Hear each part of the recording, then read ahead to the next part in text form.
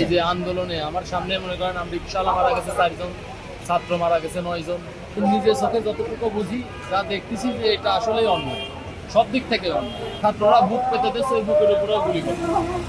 আচ্ছা, তো কোথায় মারা গেছে আপনি যে দেখছেন? এটা হচ্ছে আপনার মোহাম্মদপুর নূরজাহান রোড। নূরজাহান রোডে আমি 2 জনকে দেখছি। আর হচ্ছে মিরপুর 10। এই আন্দোলনের মাঝে আপনি আর কি কি মানে আপনার চোখের সামনে পড়ছে? মনে করেন পুলিশ উড়াধুরা গুলি করছে, মনে করেন যারা আন্দোলন করছে তাদের দিকে তাক করে গুলি করছে। দেখা যাচ্ছে পথচারী হেঁটে যাচ্ছে তাদের দিকেও পুরো ভার করছে, লাগছে। অনেকেই মনে করেন চোখে লাগছে রাবার বুলেট, যাদের তারা মনে করেন প্রতিবন্ধী হয়ে গেছে, যাদের পায়ে লাগছে তারা প্রতিবন্ধী হয়ে গেছে। 50-60 জন তো হবেই। মানে আমার চোখের সামনে মানুষের শরীরে আবুল তাবুল জায়গায় গুলি মারছে, ওরা অন্ধ হয়ে গেছে। অনেক কিছু দেখছি মামা, এগুলো আসলে সহ্য করার মতো না।